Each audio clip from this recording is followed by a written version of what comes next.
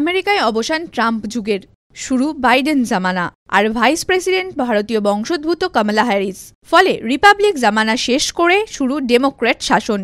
দীর্ঘ সমস্যা মিটিয়ে উত্তর কোরিয়া আমেরিকার যে সমস্যা তা মেটানোর ইঙ্গিত মিলেছিল ট্রাম্প জামানায়, কিন্তু ব্ল্যাক লাইভস ম্যাটার, কোভিড মোকাবিলা এবং মেক্সিকো সীমান্ত সমস্যা সব মিলিয়ে প্রেসিডেন্ট নির্বাচনের আগে যথেষ্ট চাপে ছিলেন ডোনাল্ড ট্রাম্প। আর সেই চাপই কার্যত বাস্তব হল প্রেসিডেন্ট নির্বাচনে।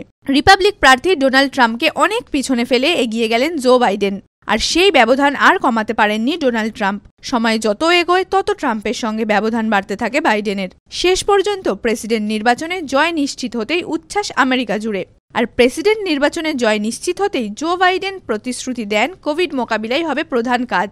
একদিকে যখন বাইডেনের জয়ে উচ্ছ্বাস চলছে, ঠিক সেই সময় নয়া নাটক হোয়াইট হাউসের অন্দরে। প্রেসিডেন্ট নির্বাচনে পরাজয়ের পরও হোয়াইট হাউস ছাড়তে অস্বীকার করেন ডোনাল্ড ট্রাম্প। তবে তাতে বিশেষ কিছু হেরফের হয়নি। জনমতের ভিত্তিতে 46তম প্রেসিডেন্ট হিসেবে শপথ নিলেন জো বাইডেন। আর শপথ নিয়েই আমেরিকাকে নতুন করে তৈরি করার ঘোষণা করলেন নতুন প্রেসিডেন্ট বাইডেন। দীর্ঘ 12 বছর পর বদল হলো ইসরায়েলের প্রধানমন্ত্রীও। গাজা নিয়ে যখন প্যালেস্টাইনের সঙ্গে দীর্ঘ সমস্যা, ফলাফলে যুদ্ধ, অশান্তি, আর এর মধ্যেই প্রধানমন্ত্রী নির্বাচন। নিকটতম প্রতিদ্বন্দ্বী নাফতালি বেন্নেটের কাছে বড় ব্যবধানে পরাজিত হলেন বেঞ্জামিন নেতানিয়াহু। ফলে একদিকে বাইডেন, অন্যদিকে বেন্নেট, নতুন করে নতুন জামানার সূচনা। আগামীতে দুই দেশ কোন পথে এগোয় তা জানতে তাকিয়ে থাকতে হবে আগামী বছরের দিকেই। জো বাইডেন আমেরিকার প্রেসিডেন্ট হওয়ার পরই আফগানিস্তান থেকে মার্কিন বাহিনী সরানোর কথা ঘোষণা করেন। আর পাকিস্তান থেকে মার্কিন বাহিনী সরতেই ফের কাবুলের দখল তালিবানদের হাতে।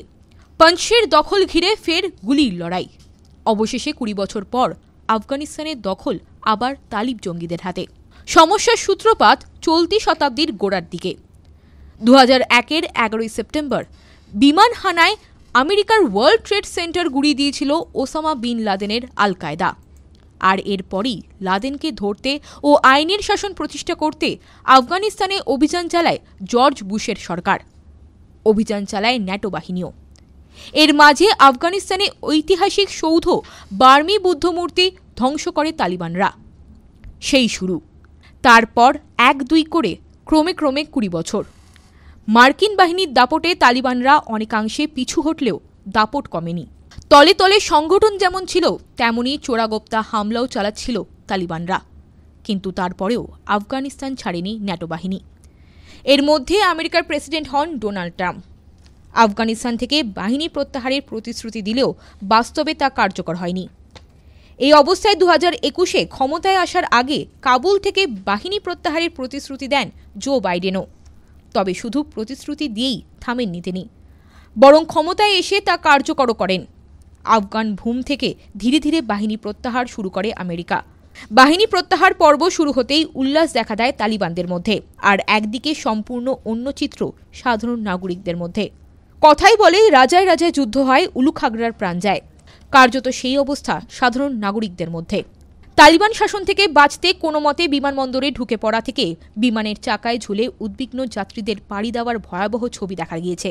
এর মধ্যেই তালিবানদের পুরনো নৃশংসতার কথা মাথায় রেখে জঙ্গি দমনের জন্য আফগানিস্তানকে দেওয়া আধুনিক বিমানের যন্ত্রাংশ সরিয়ে ফেলতে দেখা গিয়েছে মার্কিন বাহিনীকে।